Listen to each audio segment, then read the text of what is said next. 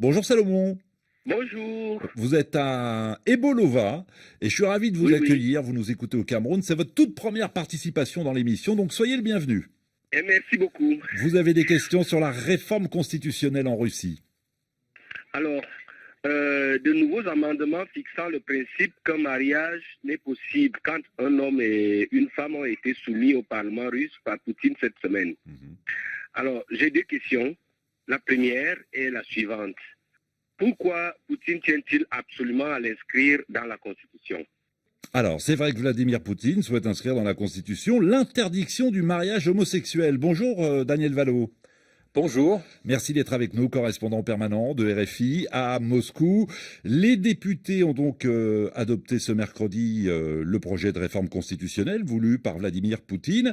Le texte doit encore être approuvé le mois prochain lors d'un vote populaire. Mais expliquez-nous pourquoi Vladimir Poutine veut-il inscrire noir sur blanc dans la loi fondamentale l'interdiction du mariage homosexuel?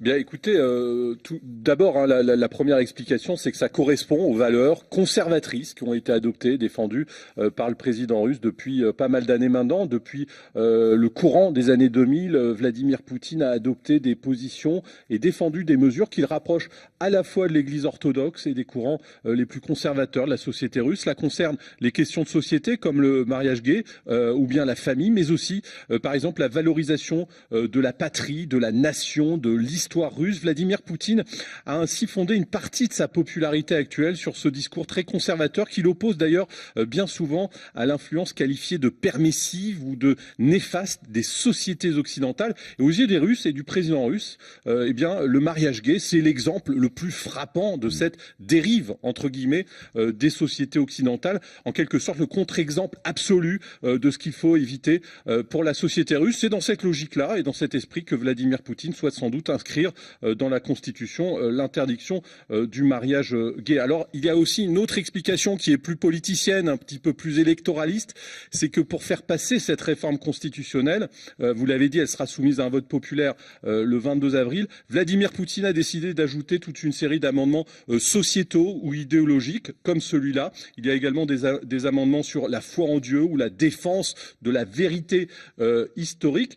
Tout cela, selon certains observateurs, en tout cas, aurait comme objectif d'inciter les Russes à venir voter le 22 avril, donner en quelque sorte un socle un peu idéologique à cette réforme de la Constitution, dont il faut bien dire que les éléments purement constitutionnels sont un petit peu abscons et difficiles à appréhender. Hormis bien sûr la surprise de cette semaine, à savoir le fait que Vladimir Poutine pourra se représenter s'il le souhaite en 2024. En 2024 et même en 2030, si je ne m'abuse, Daniel. Absolument. Absolument. Salomon, vous avez une autre question? Bien sûr. Alors là, je pose la question de savoir quelle est l'opinion des Russes sur le sujet, parce que j'ai entendu dire que l'amendement est aussi soumis à un vote populaire. Alors c'est toute la réforme constitutionnelle, hein, c'est l'ensemble du texte qui sera soumis à une consultation populaire. Je ne sais pas si on peut parler de référendum ou pas, mais il y aura un vote populaire le mois prochain, vous le disiez, le 22 avril, Daniel. Absolument.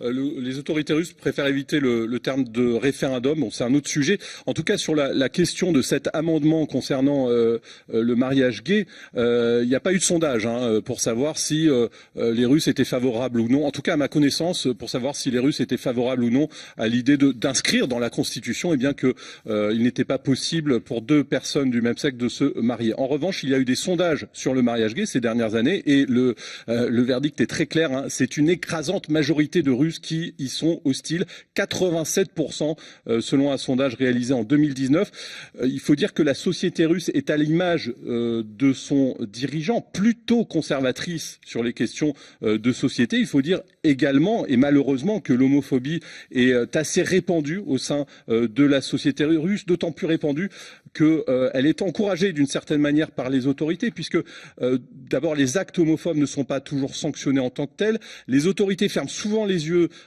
sur les actes de discrimination ou de harcèlement à l'encontre, par exemple, des associations LGBT. Et puis, bien sûr, il y a la fameuse loi de 2013 qui interdit la propagande homosexuelle. Alors, cela dit, il y a une évolution des mentalités tout de même en Russie. C'est ce qu'a noté l'institut de sondage Levada.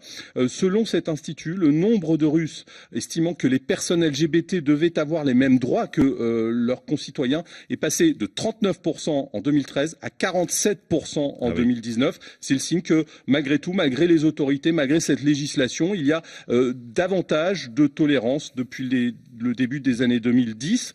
Une tolérance qui, bien sûr, s'arrête donc à la porte du mariage, car sur cette question, je vous le disais, les Russes sont encore très réticents, ne serait-ce qu'à envisager la possibilité d'autoriser le mariage entre personnes de même sexe.